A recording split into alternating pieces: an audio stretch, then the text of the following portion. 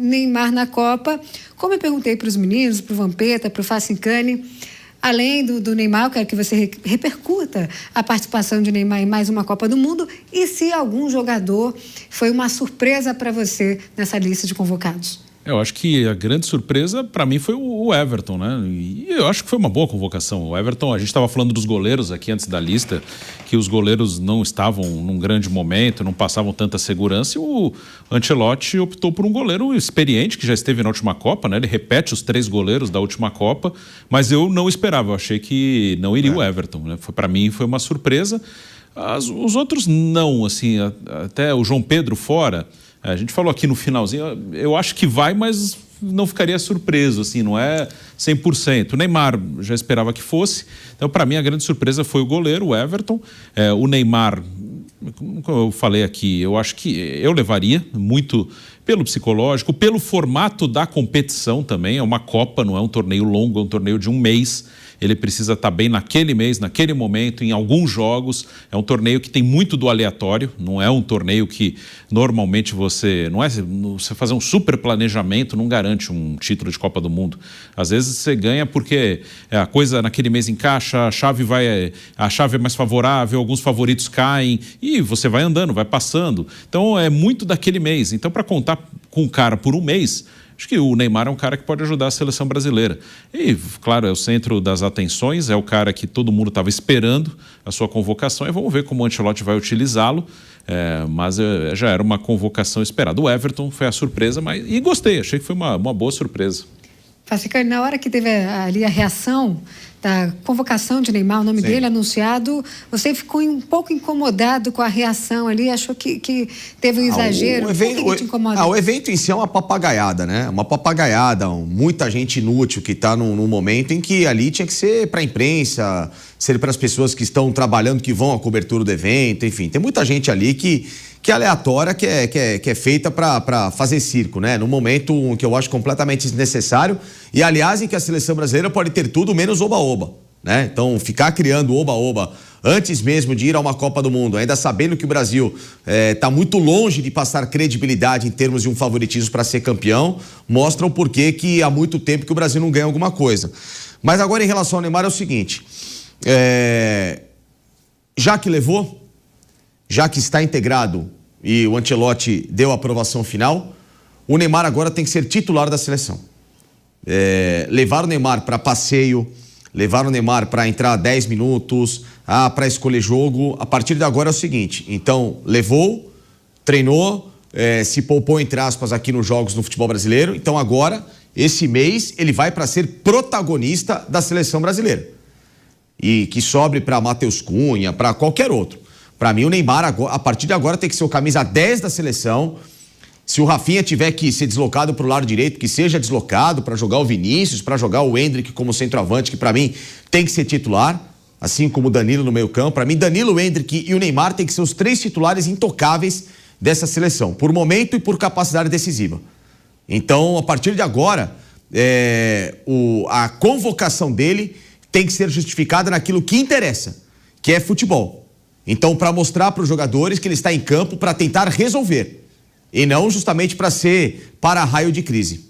A gente viu ali a entrevista coletiva, nossos coleguinhas trabalhando, mas como todos nós aqui somos jornalistas, eu queria a opinião de vocês, até uma pergunta que vocês acham que algum jornalista presente nessa coletiva deveria ter feito, porque a gente viu 90% perguntando de Neymar, obviamente pertinente, mas alguma coisa que não foi esclarecida para vocês em relação a esses 26 convocados por Carlo Ancelotti, que vocês fariam se estivesse presente lá no Museu da Manhã? O João Pedro era um questionamento importante, um jogador que participou bem do ciclo e um atleta de uma equipe que foi campeão mundial há um ano, né, que foi o Chelsea. O próprio questionamento do outro Pedro, não o João Pedro, mas o do Flamengo também, que foi um nome muito comentado por todo mundo, né? Porque o Ancelotti fez várias visitas a jogos do Flamengo. O porquê da convocação do Paquetá também, que era um cara que para muita gente poderia aparecer, mas não era uma convicção. Então, são questionamentos que seriam sólidos. A convocação do Everton, o porquê dessa surpresa de última hora, em detrimento ao Bento. Nunca convocou o Everton. Nunca convocou o Everton. né? Se a falha dele no jogo contra o Al Hilal o tirou da Copa do Mundo, a gente não sabe. Por que o Hugo Souza do Corinthians, que fez parte do ciclo, jogou como titular também, não foi à Copa do Mundo. Eu acho que não é um questionamento só de quem está na lista, mas o questionamento de quem não esteve na lista e um outro questionamento importante. O que o Ancelotti achou das declarações bizarras do Casemiro ao descredenciar o Endrick como um jovem, de ter muito cuidado, de que não faz parte do grupo, em meio agora a essa convocação dele e com uma possibilidade, para mim, altíssima de ser titular da seleção. E para você, Bruno, se estivesse lá presente na coletiva, o que você perguntaria para o Ancelotti? Essa do goleiro eu acho que é uma pergunta que seria importante, porque essa talvez ele tenha decidido na última hora. Eu acho que o jogo da semana passada na Arábia Saudita, que o Bento falha no Al Nassr e Al Hilal, que era um jogo que poderia dar o título antecipado ao Al Nassr, eu imagino que aquilo lá pesou bastante. E aí o Hugo era sempre o quarto goleiro, até em março agora. Ele chamou Alisson, Ederson e Hugo para os amistosos, Alisson, Ederson e Bento para os amistosos contra a França e Croácia. E o Alisson machuca, ele chama o Hugo, que vinha sendo convocado. Então, eu acho que o goleiro foi uma questão que ele decidiu agora, porque ele não confiava nos goleiros que ele vinha convocando, ou sentia que eles não estavam bem, que não ia conseguir assumir. Acho que essa seria uma questão. E o João Pedro, né? Se é o desempenho na seleção, se teve algum problema físico, né? Também, né? Ele saiu do jogo com o City com uma dor.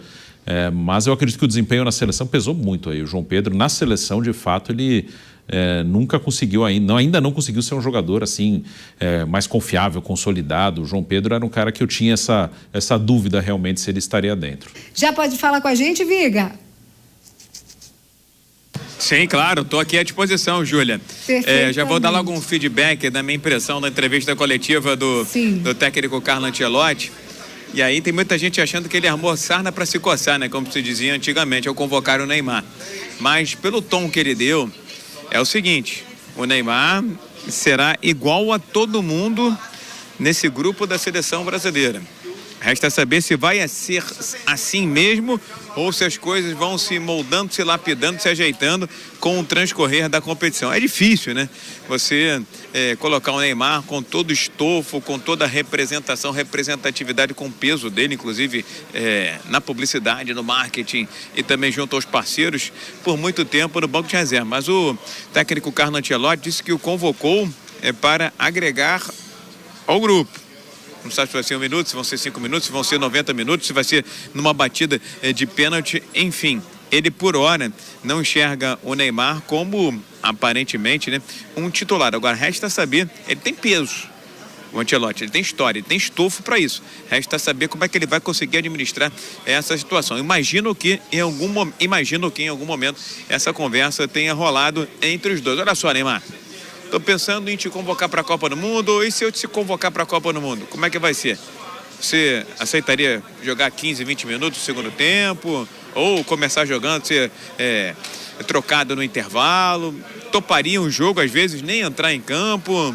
Enfim, imagino que essa conversa tenha tido ou diretamente entre os dois ou através de intermediários. O fato é que o cara está lá. E a gente dizia antes da convocação do técnico Carlo Ancelotti que me trazia muita angústia, muita preocupação a convocação do Hugo Souza, porque eu estou vendo no horizonte, Copa do Mundo é competição de tiro curto. O Ederson está numa confusão danada lá na Turquia. O Alisson a gente não sabe como é que ele vai voltar dessa contusão que o deixou no estaleiro por muito tempo lá no Liverpool. Então ele tinha que ter um terceiro goleiro de confiança. Por isso pegou a bagagem, pegou a quilometragem, pegou toda a experiência do Everton para colocá-lo como terceiro goleiro. E eu não descartaria a possibilidade, dada essa tarimba, essa quilometragem, do Everton, ou Everton, como queiram, né? Hoje do Grêmio ex-Palmeiras, ser o titular da seleção brasileira, porque não vejo nesse momento estabilidade nem de Ederson, tampouco de Alisson. Acho que pode cair de bandeja na mão ou no colo do Everton essa titularidade da seleção brasileira. De resto, continuo achando que o esquema vai ser o 4-2-4, viu, minha cara Júlia, turma toda aí da bancada. Ainda tô com a impressão, com a percepção de que ele vai jogar um cara meio com características de zagueiro na direita, que pode ser o Danilo, para fechar ali uma linha de 3 e soltar o Wesley pela ala esquerda, porque o Alexandre, pelo que ele vem jogando, Não sei, a não ser que ele venha fazer essa função pela esquerda como uma espécie de terceiro zagueiro e o Wesley mais solto pelo lado direito. Vai ser na base do suadouro, vai ser na base da sofrência. Imagino que vai ser uma campanha a fórceps da seleção brasileira, viu, Júlia? Viga, você está num lugar que hoje todo jornalista esportivo brasileiro queria estar, que está no Museu do Amanhã, acompanhando tudo de pertinho.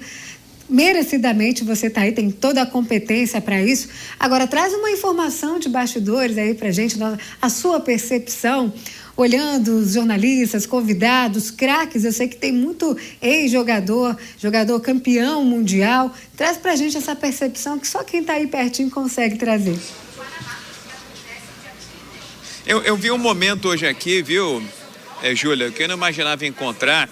Até porque o descrédito, né? As pesquisas de opinião mostram isso, não é o Rodrigo que está falando, tampouco é a minha percepção. As pesquisas de opinião têm mostrado isso, que o torcedor brasileiro não acredita no hexacampeonato. Mas eu vi um clima hoje não diria de pachequismo, mas de ufanismo, principalmente na hora que foi dito, foi verbalizado e vocalizado o nome do Neymar. Tanto que a convocação, você percebeu, parou, né?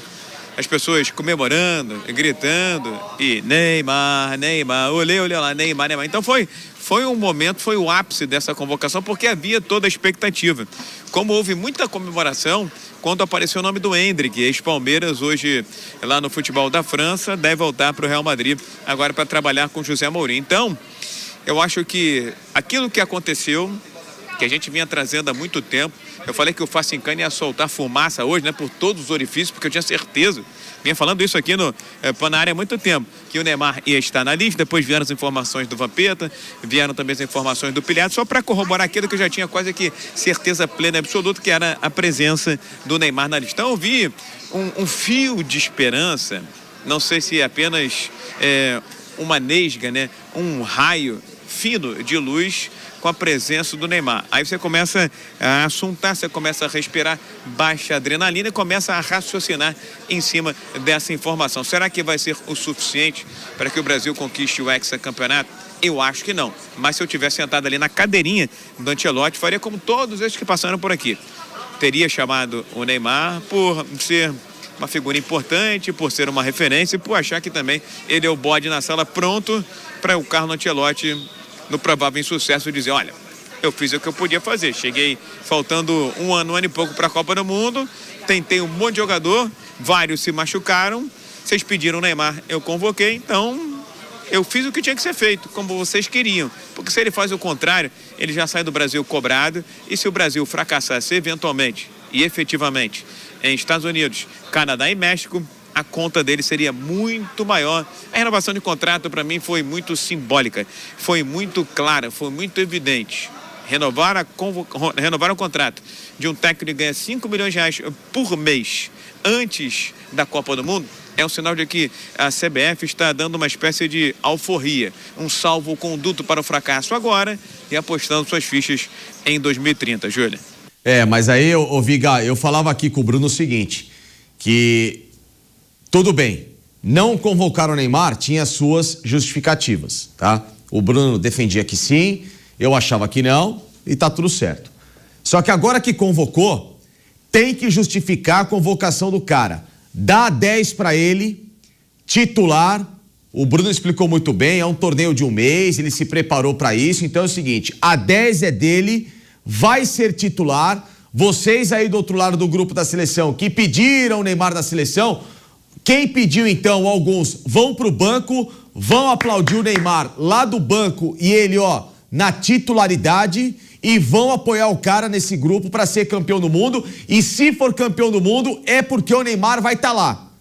E porque todo mundo, já que vai ganhar, não, ganhamos juntos, não sei o quê. Mentira. Se ganhar, vai ser nas costas do Neymar e ele como titular. Viga, agora tem que justificar a convocação do cara. Mas será que ele aguenta, Facincani? Tem que aguentar. Será que ele suportaria? Então, tem que aguentar. Será que ele suportaria? Então, porque é o que eu falo. Copa do Mundo é o seguinte, todo mundo tem que estar 100% até o fim da Copa, né? Não tem que convocar ninguém só para oba-oba, o cara tá 60%, não. Vamos entender que tá todo mundo tinindo. Então, se tá todo mundo tinindo e o cara esperou até a última, vai jogar titular, amigão. Vai justificar a convocação. Facicani, eu entendo a sua lógica, mas se você for analisar dos 26 nomes, Alexandro tá tinindo? Não, mas... Danilo tá tinindo? Claro que não, mas é muito estranho, né? Lucas Paquetá tá tinindo? Então, gente, há coisas que vão para além das 4 linhas. Acho que não tem 26 tem um peso voando, econômico, né, tem um peso comercial, tem um enorme peso, viu, Bruno? Não é só o dentro de campo. Há outros fatores que acabam influenciando, infelizmente. E como havia um hiato, uma lacuna, um abismo que ninguém conseguiu preencher, mesmo com o Neymar fazendo um monte de besteira dentro e fora de campo, ele foi chamado. É o bode no meio da sala. Botaram um bode no meio da sala. A desculpa já está pronta, gente. Não tem outra. Para mim, o raciocínio foi extremamente lógico. O planejamento foi estratégico para que daqui a 45 dias, 30 dias, seja lá o que for, um pouco mais, um pouco menos, o técnico Carlo Ancelotti vá lapidando e vá moldando as suas justificativas e as suas escusas. Não vejo outro caminho. Acho que foi tudo muito bem pensado, muito bem planejado. Porque eu lembro quando o Filipão bateu de frente com o Romário, estava aqui, infelizmente passou batido, não quis falar.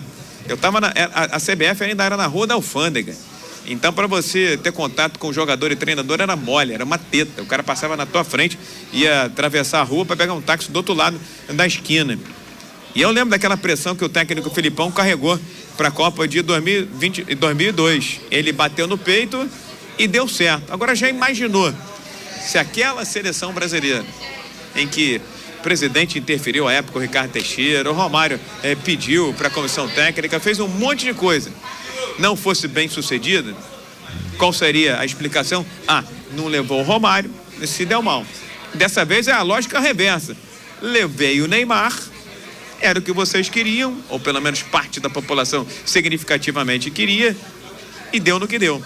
Tudo muito bem pensado, muito planejado. As peças se encaixam perfeitamente, viu, Bruno? Facicani e Júlia. É isso, eu acho uma coisa que o Viga falou, eu concordo muito, dos que não estão voando, e é verdade que não temos 26 jogadores assim voando. Tem muitos aí, eu acho que, olha, quase perto da metade da lista, que são jogadores que estão indo muito por falta de outro, assim, muito porque ninguém assumiu esse lugar. Até o próprio caso do Neymar, que é um cara que eu sempre defendi a convocação, e ele está indo muito, e esse entusiasmo todo que a gente viu, não só aí na CBF, mas em muitos lugares. Eu estou aqui no estúdio, mas tenho muitos amigos mandando no WhatsApp que teve fogos, onde os caras moram. Isso, e claro, tem muita gente que não queria. Mas é muito porque ninguém assumiu esse lugar. Sim. Ninguém assumiu um lugar. É uma papagaiada. O Alexandre, o Fabinho, o Danilo, o Paquetá, o Everton, goleiro, ele foi resgatado aí porque nenhum goleiro assumiu. Ele mantém os 3 goleiros de 2022 e os 3 estão pior do que estavam em 2022. Douglas Santos. Douglas Santos. Então, assim, o Ibanez mesmo é um cara... na lista nós temos 7 que atuam no futebol brasileiro. E, ok, nada contra, mas em outras convocações eram menos jogadores. Acho que isso também se deve ao fato do futebol brasileiro hoje ter mais dinheiro, também. Mas em outras convocações era uma base mais europeia. A gente tem 7 do Brasil, nós temos 2 da Arábia Saudita, 1 da Turquia, 1 da Rússia. A gente tem... E a questão, né, Bruno? A questão não é nem onde o cara joga, se tem maioria no Brasil, se tem a maioria na Europa, se a maioria está no Japão. A questão toda é que você acabou de falar. É falta de jogador de personalidade para decidir, que é o importante com a camisa da seleção. Ou muito bem, ou pronto. Ou muito bem, bom, esse que é o problema. Essa discussão, não, o Brasil só ganha a Copa se levar mais gente que atua aqui no Brasil. Não, o Brasil deixou de ganhar a Copa porque tem muita gente da Europa. Não, isso não tem nada a ver. O que deixou de acontecer é formar bom jogador pronto para ganhar a Copa do Mundo, Viga. Os 7 que jogam aqui, a maioria já foi em outra seleção Copa. É ruim, não é eu não sei se vocês concordam. É isso, a seleção é inferiorizada, mas muito, perto de outras, muito. Dos 7 que jogam aqui, não é que apareceram novidades aqui, são veteranos que voltaram. Os 7 que jogam aqui já jogaram Copa. Danilo, Alexandre, Paquetá, Neymar, o Everton, só o Danilo e o Léo Pereira não jogaram. Só? Sim, o Danilo do Botafogo. Do Botafogo, volante. E o Léo Pereira do Flamengo. Os outros 5 que jogam aqui no Brasil convocados são caras veteranos que já voltaram, que já estiveram em outra Copa. Ou o Everton, que jogou aqui sempre. Então não é que estão surgindo grandes novidades aqui no futebol brasileiro. Não, as novidades foram os 2 meninos do Palmeiras, o Estevão e o Hendrick. O Estevão infelizmente machucou. E fora isso, nesse ciclo, estou falando de 22 para cá, É difícil arrumar uma novidade assim. A gente teve recentemente... Agora o Ryan, mais recente, que acabou colocado. Mas é difícil, cara. Não surgiu tanta gente. Não, a gente viu recentemente na lateral, que a gente viu, né, o Viga? Kaique Bruno, que eu não sei se tem nível para a seleção, Luciano Juba, o PH que joga no Vasco da Gama. Wesley, o cara jovem que surgiu. O Wesley, sim, mas é que já está na Europa. A gente fala aqui, atuando aqui no Brasil. O outro nome citado era o Matheus Pereira, meio campista, que já é carta batida, que até poderia aparecer nessa seleção, porque não tem meia, Viga, não tem camisa 10. Então estão tentando resgatar até o Matheus Pereira, que nem vive do seu melhor momento. Ele jogou muito bem em 2024, 25 já foi um pouco inferiorizado. Enfim, então é só pra gente ter uma ideia que até os caras que estão aqui são jogadores de um nível questionável quando a gente fala Copa do Mundo e brigar para ser campeão mundial. Você pega a seleção lá da França, são nomes que você ouve toda hora, todo instante, né? Nos grandes da Europa, né? Você pega a seleção de Portugal, própria seleção da Espanha, a Alemanha nem tanto, a Inglaterra também nem tanto, enfim, eu não tenho o menor medo de dizer, a seleção brasileira é ruim, seja pela geração, seja pelo jogador. Não estou dizendo que os jogadores são ruins, mas se você junta esse grupo todo, sacode ali, dentro da sacola do Ancelotti, tenta tirar 11, você vai ter dificuldade. Vou repetir, Facincani. A gente não sabe ainda quem vai ser o goleiro da seleção brasileira, quem são os laterais, quem é o meio armador, quem é o centroavante. Se houve algum grau, algum tipo de frustração nessa relação, foi o não chamamento do Pedro. Agora o Ancelotti deve ter pesada, né? O Pedro começou a jogar depois da saída do Felipe Luiz, e o Igor Thiago está fazendo gol até dormindo, até no banheiro tomando banho. Então, nessas valências, ele preferiu o Igor Thiago. Agora você acha que o Igor Thiago vai entrar e vai resolver a Copa do Mundo? Como não iria resolver também o Pedro? Enfim, eu acho que são muitas limitações, são muitas restrições, por maior que seja o técnico Carlo Ancelotti, para o Brasil ser bem sucedido. Eu quero estar completamente errado. Quero que o Brasil seja ex-campeão mundial, que depois o pessoal fique pegando no meu pé, me zoando, tirando sarro, tirando onda. É isso que eu quero. Mas, infelizmente, não é isso que eu acredito. Porque eu acho que você, dentro desse próprio grupo, tem muitos nomes questionáveis. A gente falou aqui do Danilo, do Flamengo, que começou a jogar agora há pouco tempo, ontem foi expulso contra o Atlético do Paraná, porque se pegar alguém com maior velocidade, vai deitar e rolar. E olha que eu adoro o Danilo, como pessoa e como jogador. O Alexandre tá foríssimo de forma. Tem o Lucas Paquetá, tem o próprio problema no gol. O Neymar, que vai ser uma incógnita, né? Jogando em alto nível em Copa do Mundo. Não é Campeonato Brasileiro, onde já apresenta algum grau de dificuldade. Estou lembrando aqui de alguns nomes. O próprio Casemiro, ele tem um papel de liderança. Mas será que tem torque, tem punch? Está saindo do United, né? Para manter aquela regularidade de pulmão a pleno vapor durante a Copa do Mundo. São muitas deficiências. É uma seleção muito capenga, acho que muito costurada, como disse muito bem o Bruno, mais formada pela experiência de alguns atletas do que pelo momento que eles vivem. Não à toa, tirando talvez o Vini Júnior, não há outro grande protagonista em um time internacional que está nessa seleção. A presença do próprio Fabinho, ela é muito questionável, porque o Fabinho está lá na Arábia Saudita, um jogador que agrega muito pouco. Deveria trazer um moleque. Eu convocaria um moleque pensando em 2030. Então, acho que o que tem agora é o que dá. E olhe lá, se chegarmos às quartas, tá bonito demais. O mais pior, do que isso, não é nem sonho, já virou utopia, gente. Bruno, Viga, o pior é que assim, a gente tem a lista dos 26 pronta, mas quando a gente olha dos últimos convocados para a seleção, quer ver, os goleiros dos últimos convocados, Bento, Hugo Souza e o John, tá? Nenhuma unanimidade. Talvez o John, mas é que infelizmente ele perdeu espaço no Nottingham. Aí os zagueiros, o Thiago Silva, que esteve em lista, Fabrício Bruno, Carlos Augusto, lateral, Alexandro, zagueiro do Lille, PH do Vasco, Léo Ortiz, que não vive um bom momento, Vitinho do Botafogo não vive um bom momento, o Kaique Bruno do Cruzeiro, um pouquinho melhor, mas nada demais, Luciano Juba, o Vitor Reis, zagueiro do Palmeiras, Militão machucado, Caio Henrique, Beraldo, Wanderson e o Alexandre do Lille. Ou seja, nenhum jogador que você olha e pensa... que mudaria. Não. Aí dos meio-campistas, o Gerson, que perdeu o bonde quando foi pro Zenit, que se ficasse no Flamengo talvez estivesse na Copa do Mundo hoje.